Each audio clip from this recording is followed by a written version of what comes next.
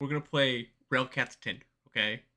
So it's like Oh, am I swiping left or am I you're swiping right? swiping left or swiping right. Like He gets it high in the air, left field. This one's got a chance, and let's go on a cowhide. Joyride, sound the horn. The Railcats clear the yard. hello, RailCats fans, and welcome back to the RailCats Talk podcast. He's Chuck Polarek. I'm Kyle Svetich, and Chuck. Banana Ball draft happened. Lamar It's happening. Sparks got drafted 29th overall to the Lamar Firefighters. Sparks. Yeah, Um, so we essentially traded Jarius Richards for no one. right. For a So player to be named later, which then that player becomes uh, Lamar Sparks, which we knew in mhm. advance. And then Lamar isn't going to play in the American Association because he's going to be making a whole lot more money playing banana ball. Eh, listen, I like Banana Ball. I think it's interesting, but it's really going to ruin independent baseball.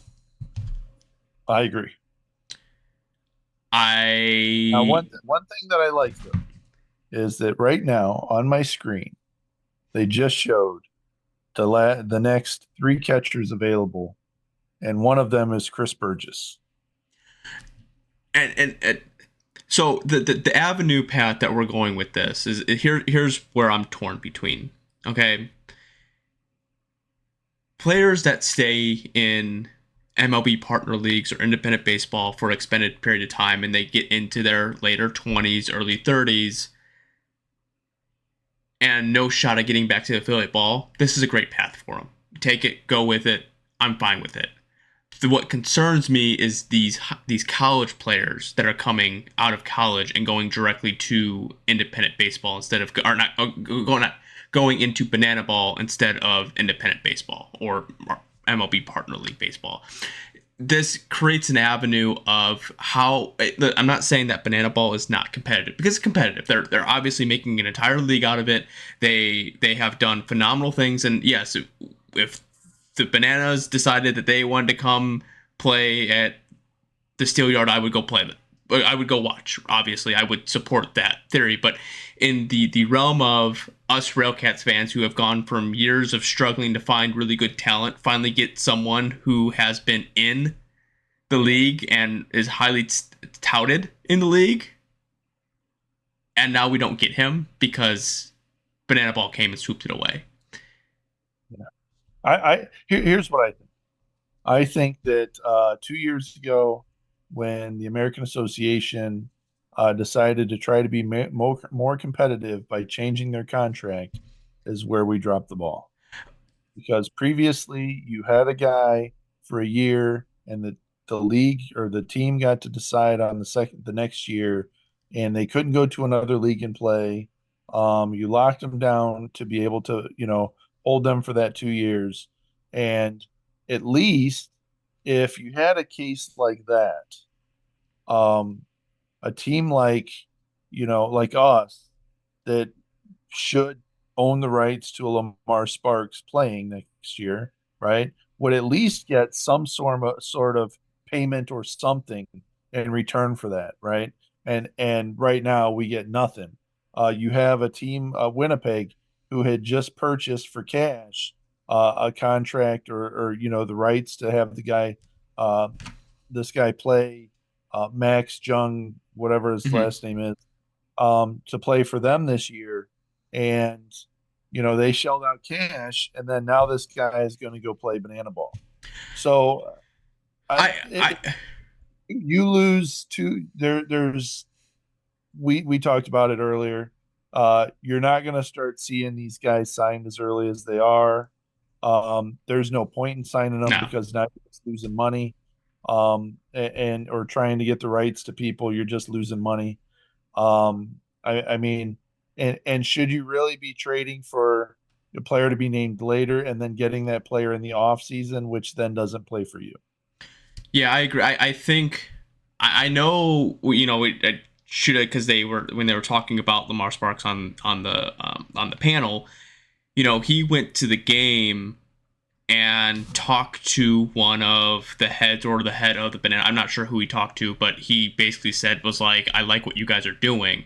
So like in my eyes, here's what I see a failure on the aspect of maybe we didn't, or maybe Jeff didn't do his research enough on Lamar, or Lamar was one of those guys that kind of kept himself hidden from the situation, which kind of puts everyone else in a bind. Like I feel like we're going to see a lot of backstabbing, is what I'm going to get out of this. Because what I'm saying is, if Lamar had the intent on going to try to see his luck in Banana Ball, and didn't say anything to anyone, and now we have him, we have the quote unquote, we have the rights in the American Association to try to sign him, but he's like, nope, see ya, sayonara. So now we just traded a really good talent for another really good talent. Now we're left with nothing. Not saying that Lamar Sparks would have been a guaranteed, but it's just one of those situations where like now we've lost out on that talent because he kept it close to his chest that he's like, I'm gonna try this out and not say anything. So that's how I feel. I think that the respectively as a whole, the Pioneer League, the Frontier League, the American Association, and Atlantic League all need to come together and figure out how to prevent players getting plucked from Banana Ball if they're already like, they may not be quote unquote signed, but you have the right to. They need to figure something out with that, because in the case of Winnipeg, sending cash to the Pioneer League and not getting that player in return, now they're out that cash. But then the Pioneer League's like, yeah, here we go, I got the cash. So what? So it's an involvement, I think. But from the RailCat side of things, it's disappointing, and I hope that this is a new avenue that we have to try to work around. So going on next year, we won't see crazy trades being made until after Banana Balls make their draft. Right. Yeah, it'll be tough. I look at it this way. Here's another part. These guys are getting paid like 50 grand a year to play, versus American Association where you're making 36,000 a year. Yeah, I'm sorry, 3,600 a year. Okay, versus 50,000 a year. Um, I mean, these guys are able to expand into a different realm now that wasn't available. Yeah. But there is going to be a cost and fallout. You're always going to have enough players in the American Association. You're always going to have enough players in the Atlantic League and the Pioneer League. You're always going to have enough players. But what you're doing is you're diluting that talent. Yeah, and listen, I'm not against these players going playing and getting their money. Like I think what it's going to dilute it to is that there are going to be players that are going to want to play MLB Partner League baseball for the aspect of trying to get back into affiliate ball because they want to play professionally. Yep. Then you're going to fall into the trap of, okay, no teams are really looking at me. Where can I still want to play baseball. I think I'm entertaining enough and talented enough to do half the stuff, because I honestly think that the really good Banana Ball players could probably play MLB baseball, but not a lot of MLB baseball players could probably play Banana Ball because of what they do. So like, it gives them another avenue, and I'm not saying, listen, go make your money, go play your baseball. You do wonderful things. It gives you a different avenue, but yes, it's going to dilute it. But maybe it breathes life to different people. Yeah, I mean, look at the career of Chris Burgess. Played for the RailCats for a couple years. Goes on to play in Winnipeg. Goes to play for the Valley Cats. Last year, I think he played for Ottawa, or he played for one of the Canadian teams in the Frontier League. Getting towards the end of his career, to have the opportunity to turn around and play and make 50 grand and to have fun playing baseball to end out his career, I think that's pretty awesome. I hope that for a story like that, I hope that works, right? But for a story like Lamar Sparks, where you've got a guy who has tons of talent, good player, um, has a future playing ball, to then and you put your faith in that by picking him up, to then turn and go the other route. Uh, it leaves an extremely bad taste in your No, I think that's what this has opened Pandora's box, because mouth. there's just so much to it that it. And again, I don't know enough about Banana Ball. I don't watch enough. I don't follow them like I do the RailCats, or the American Association. So, this could have been something that they're like, oh, you know what? We're gonna start this draft, and it's gonna be. uh, They might have planned this a month ago, so you would have never known. I don't know when all that started, but it's just one of those, like, if this was already in plan, front offices or teams or coaches are going to have to do better research and be like, okay, listen, this player's probably not going to get picked up in affiliate ball. Is there a potential that this player is going to go play banana ball or enter the draft or what? But the flip side of things, Lamar could have not been drafted and we could have kept him and we wouldn't be talking about this. But since he got drafted, we're going to be talking about it. But it's just, I don't think banana ball was quote unquote created for players like Lamar Sparks. No, I don't think so.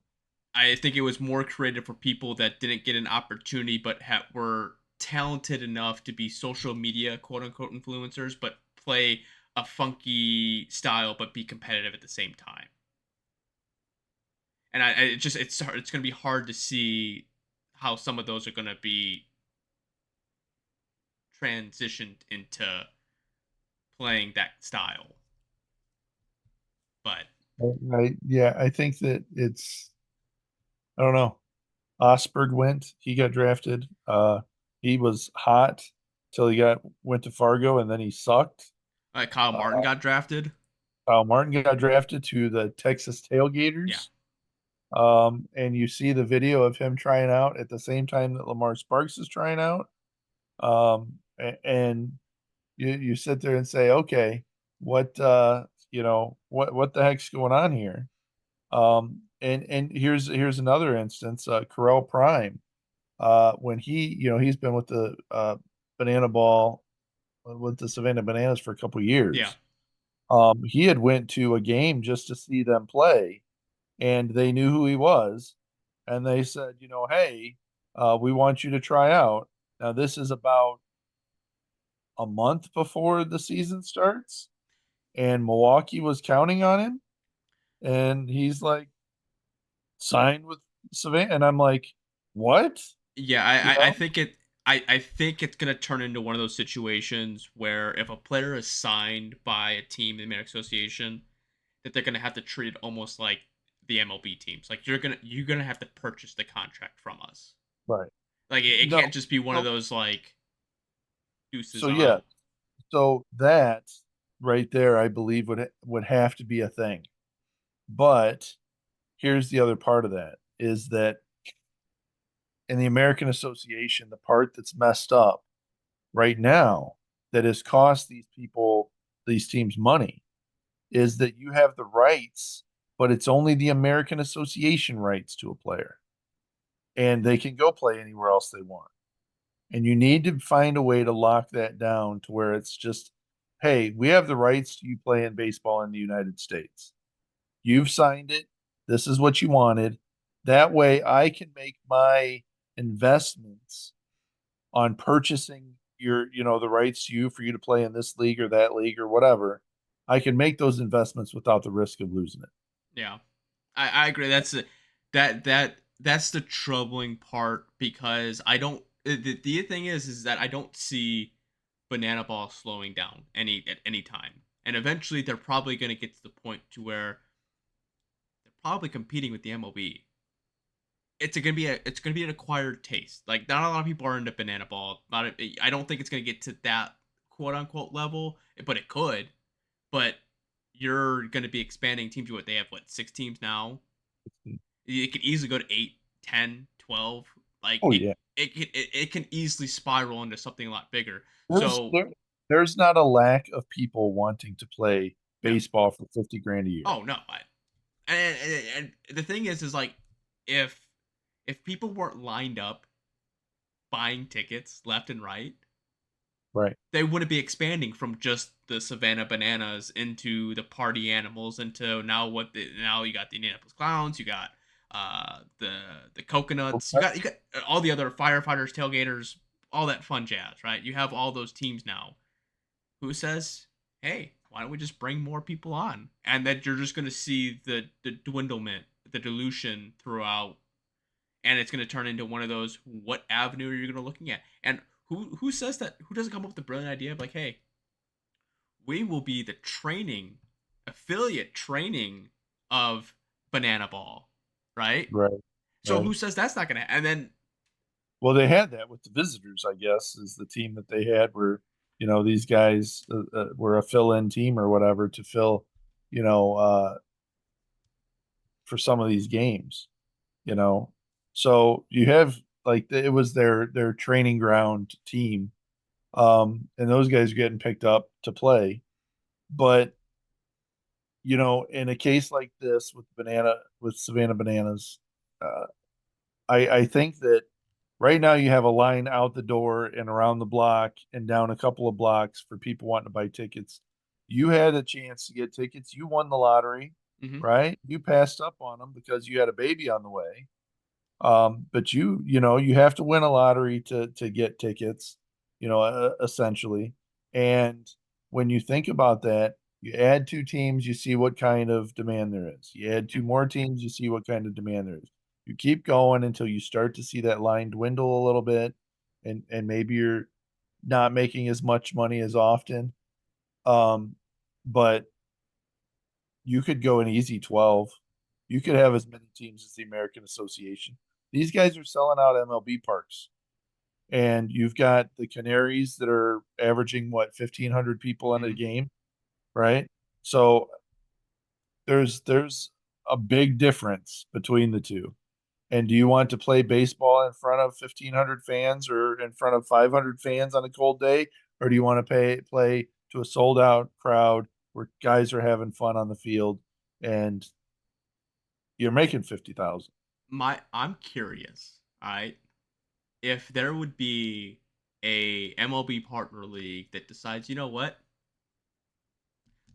let's play Banana Ball, and they decide that they're going to incorporate the banana ball rules and do all the banana ball things and be a feeder program for banana ball in general. I would be interested to see what like markets would be okay with doing that. You know what I'm saying? Like it would just be like, hey, it may not be quote unquote the banana, it's Savannah Bananas, but they're playing banana ball. It's quick, easy, in and out. Like, and then you're telling the players like, hey, you didn't make the banana ball professionally, but you could come here Right. and And then we would have the same 3,000 fans that show up to the games now.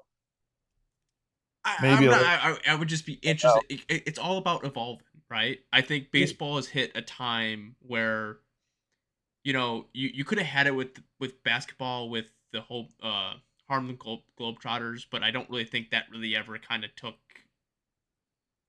I think that it took off. I think that it didn't take off the way that this is because of the way that these guys market it. Oh yeah, no, Harlem Globetrotters had social media at the time.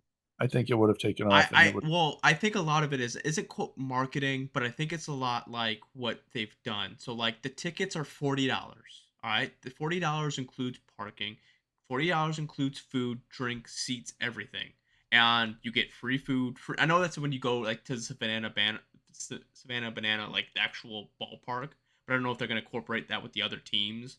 Like, but that's how that started, was like Right. it's affordable, it's quick, it's 2 hours in and out. You get the fans engaged, they're doing funky, crazy, wonderful things, and now you're creating whole teams about it, and they're being competitive about it. They're not just being, they're not pardon my French, they're not half-assing it.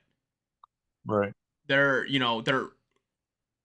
competing, and it could get to the point to where people are going to be like, "Huh, this is probably a lot funner than watching quote unquote actual baseball," and I'm afraid of that.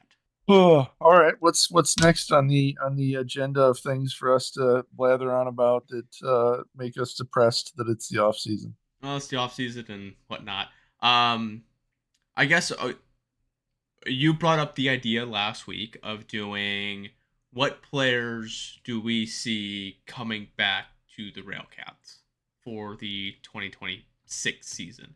Um, I was just gonna do the current roster, but the issue with the current roster is that like Peralta and Weiss aren't on that roster because they left before the season was quote unquote over. So I had to go back in the stats so that way I can see those. So like, there's gonna be a couple players like Ameza, Noriega, Richards, Ratcliffe, like a handful of these people that aren't gonna be a part of it. But I would just want to leave those two would quote unquote be on the roster, even though they're not officially on the roster. Um, so let's just I'll go this way with it. We'll start off the two players that I just named. In what is it, Cooper Weiss and Elvis Peralta.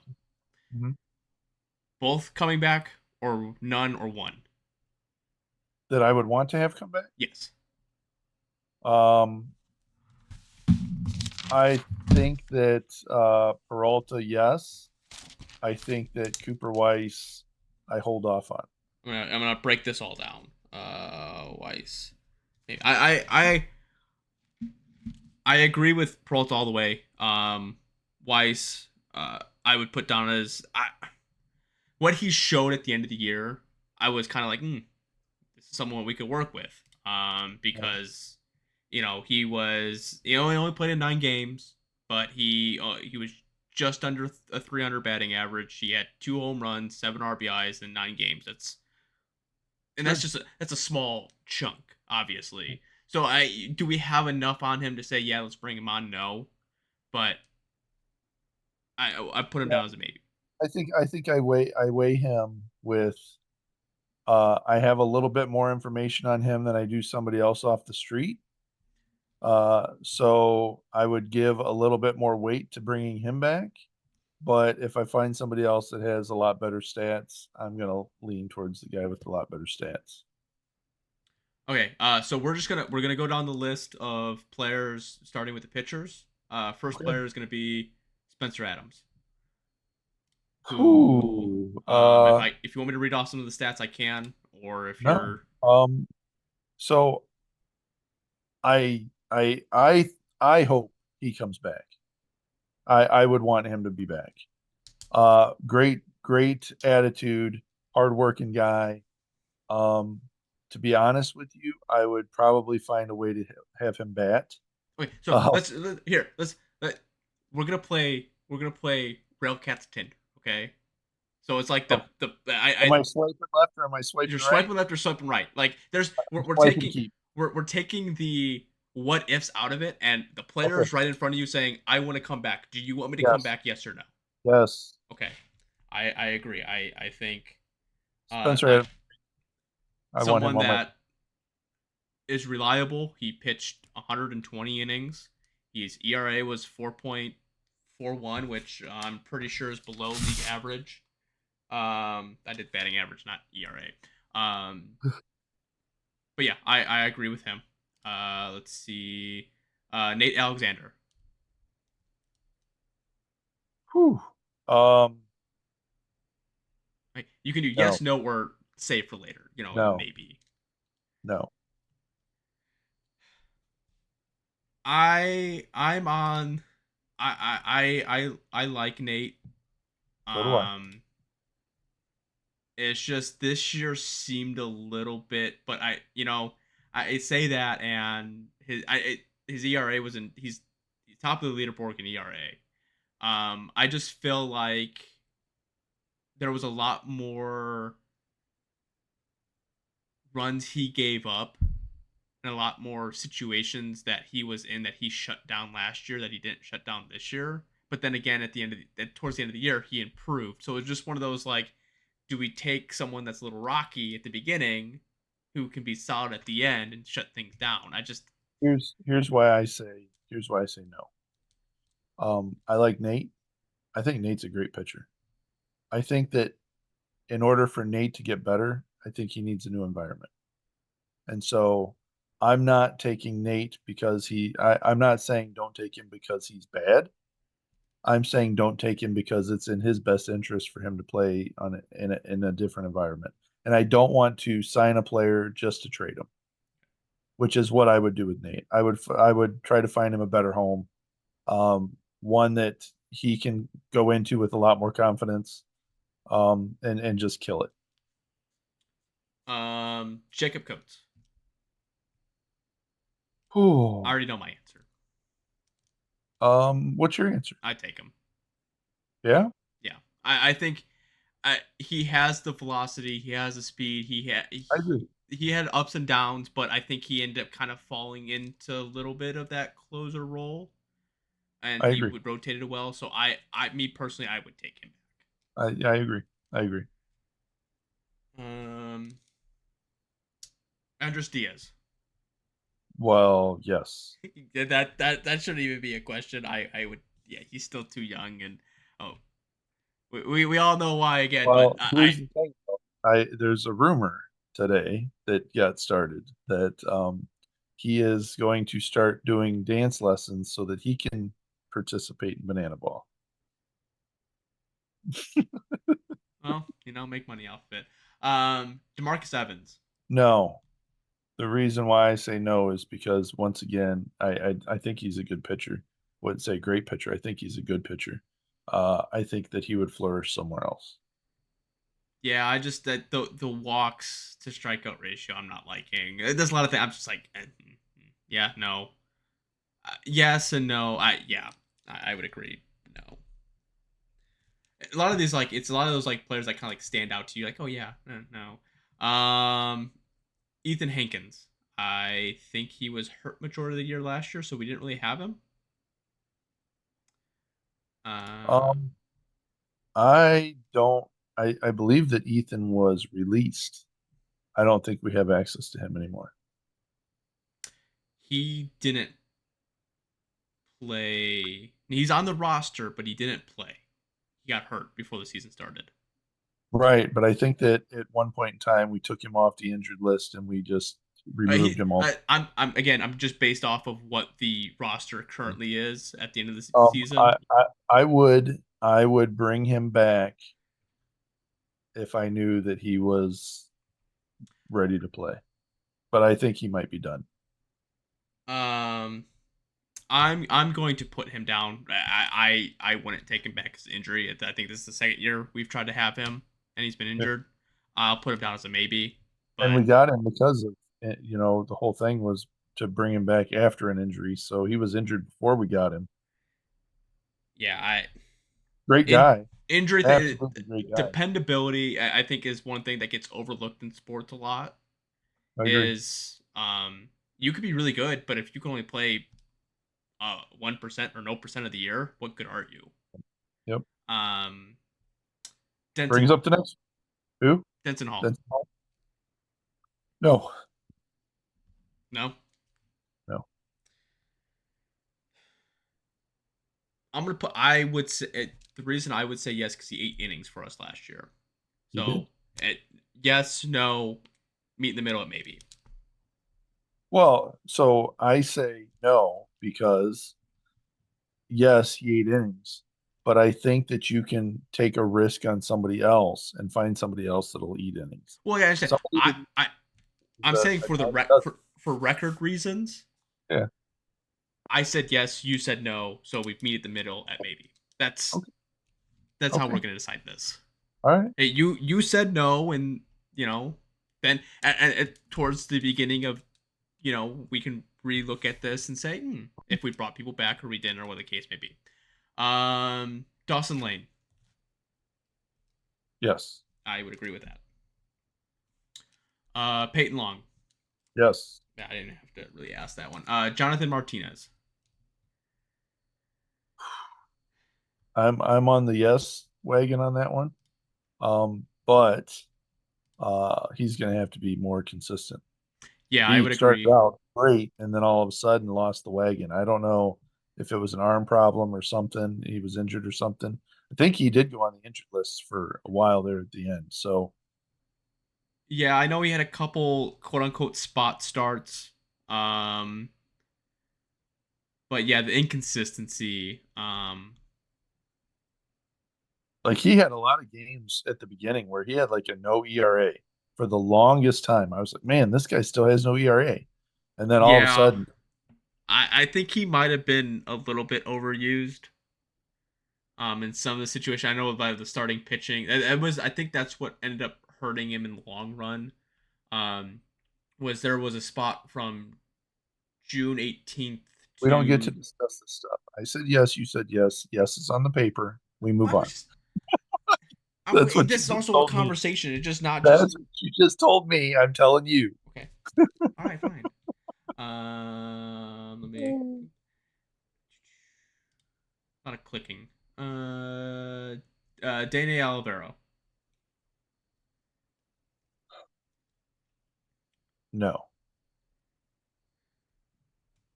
Yeah, I guess I'm looking at the aspect of his. He's also status as a veteran. I know he was good for us, but it's one of those situations. I think he also got hurt a little bit again, and then He played for Mexico last year. yeah. We traded him to Mexico, brought him back. Um, Definitely a good pitcher, but I think that he's one of those that you got to take a risk on somebody else. Ernesto Zagar. I'm not even gonna say his last name. I'm gonna screw it up. I No. I forgot he was even on the team. I think he was a later pickup. Um, Cooper Edwards. Wait, you missed Junior Serta. He's not on the roster. Yeah, he was. He finished the season.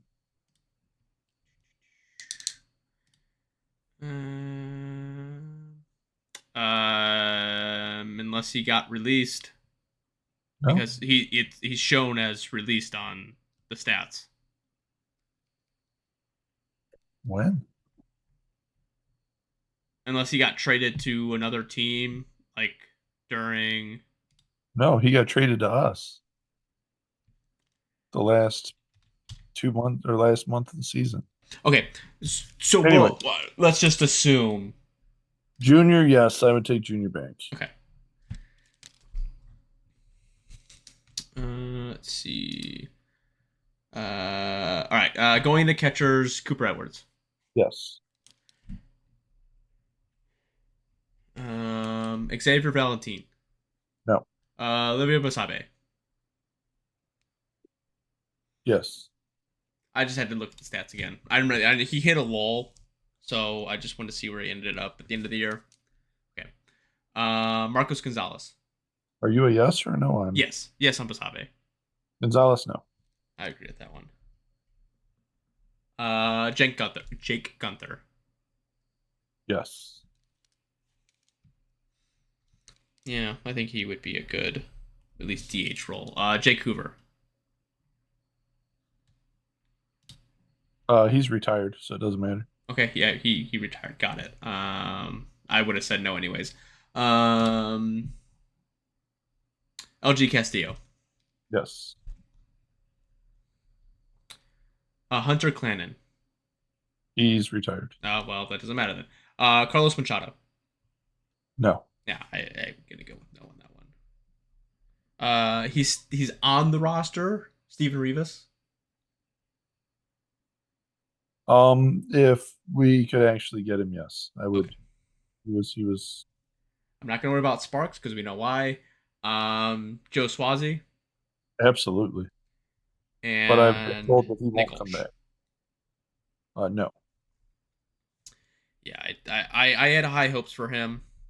He just didn't. I think he was injured quite a bit too. It just never kind of came out. So out of all the players, have 1, 2, 3, 4, 5, 6, 7, 8, 9, 10, 11, 12, 13, 14, 14 coming back. that we would, and then we have three is maybe. No's we have one, two, three, four, five, six, seven, eight of them. Okay. So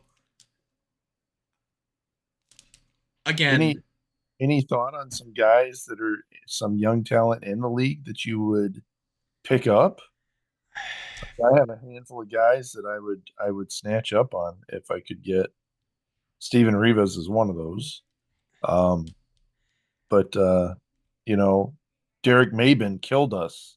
We had the opportunity to pick him up and he killed us. Played for like four different teams every time they were playing us and just killed us.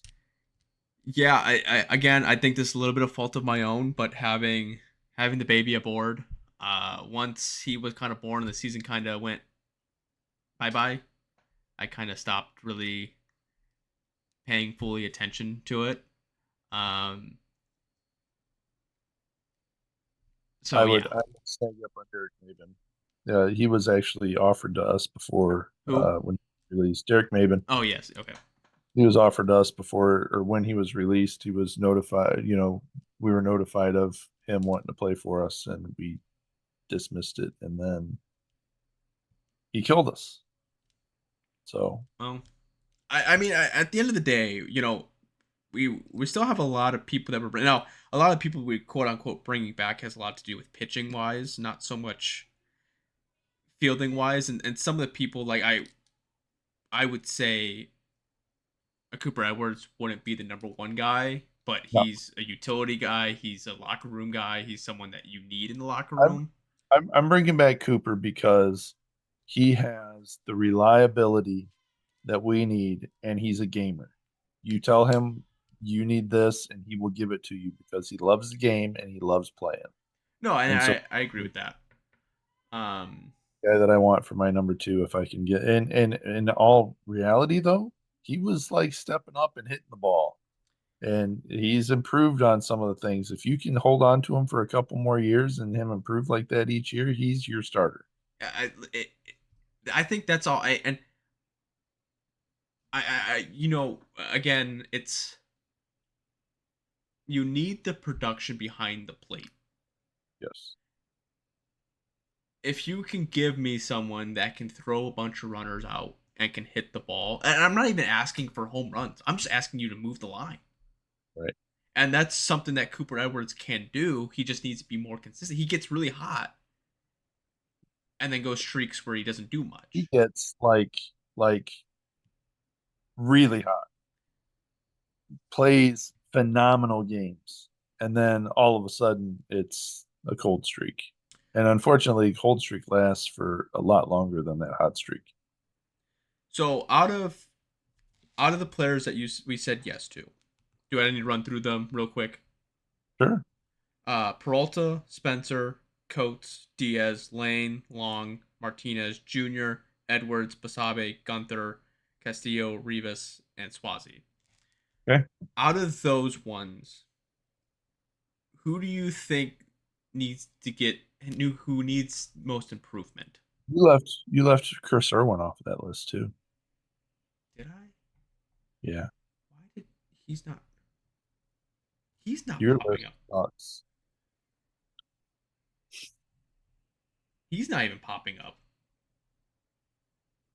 That's why I left him off. Yeah. So if he comes back, we're saying Irwin then. Are you bringing Chris Irwin back? No. Uh, it's the dependability aspect of it again. I know. I I we know. we have been plagued with starting pitching injuries for the past 3 years. Yeah. So as much as I love the guy, I like the guy, I like to see him succeed. The injury aspect of it again. I don't need someone that is going to play 50% of the season. I need someone that's going to play 100% of the season. So okay, so I'm going to take a different approach on it. Okay, like I said with a Cooper Weiss, right? Yeah, talented player, but for that talented player, I think I could take the risk on somebody else that's a better player. Take my chances, right? there's a scale that you got to look at. Some players are, you know what you get from them, but then it's, can I get something more from somebody else? And is it worth the risk of not signing this guy because I know the pool is heavy and I can get somebody else that's going to bring me more talent, right? Um, I believe that that scale gets twisted a little bit when you're talking 5 years with the same team. And so I think that I give Chris that year to come back and see what he can do, and give him. I think he's earned that chance to come back and see what he can do.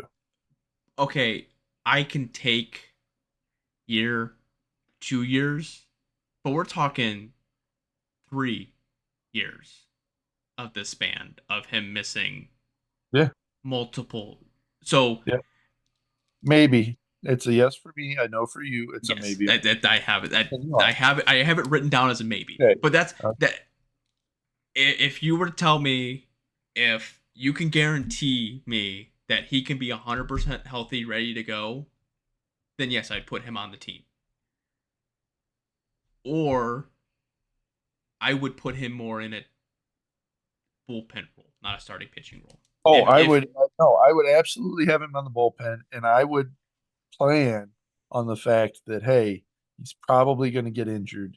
It's one okay, of those things where you just got to, you bring him in because he's earned it. You let him show you what he can do, and if you make this mutual decision down the road of, hey, it's time to cut ties or what have you, then that's what you do. But this guy's giving you 5 years of all the heart and all the effort. You let him go out on his way. okay. If the plan would be to move him into the bullpen, I'll put him as a yes. Yes. So that would be my caveat. Would be my like if Jeff Isom was like, oh, the opening day starter is going to be Chris Irwin. I'm like, what? Why? That would be opening day starter. Fine, he's been with the team for 5 years, going to six, whatever the case may be. He has that right. But I'm just saying, going forward, he just proven that he can't last a whole year with the amount of pitches. And I don't think that it's good for him to be the No. starter. Especially the type of injury that he's had and that it's been plaguing him. To go out there and give you 60, 70, 80 pitches is not reasonable, I don't believe.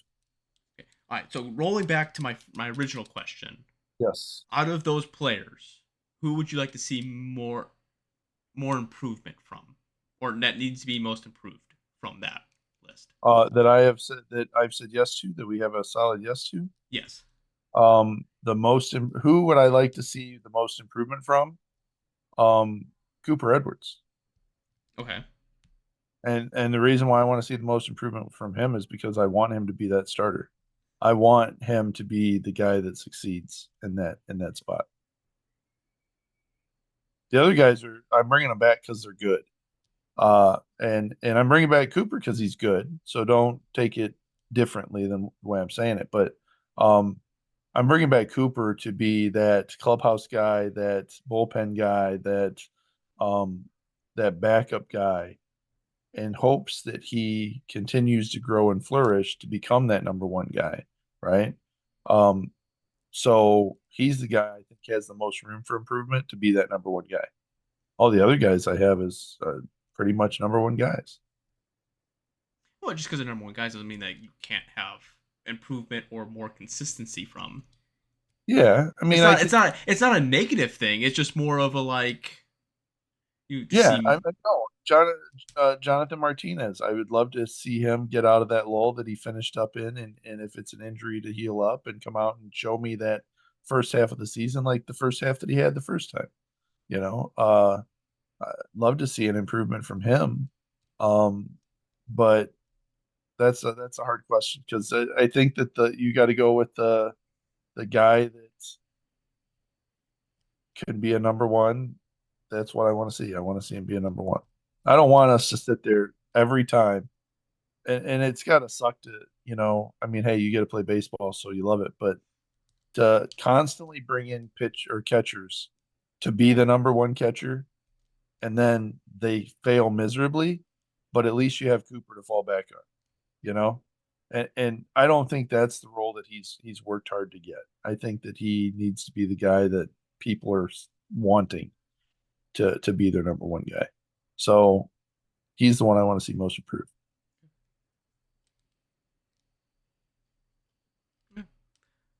Okay. So you have a final out for this week? What about you? What about me? Oh, I thought you never asked. Uh, uh, I'm gonna go with Gunther. Okay. We need a left-handed power bat that's more Yes. consistent throughout the year. Absolutely. Saying I don't need a Sam Abbott from 3 years ago that you're just gonna give me nothing but either a strikeout or a pop out or a home run. Yeah. Like I need someone that's gonna be able to be giving you 6 strikeouts and a home run.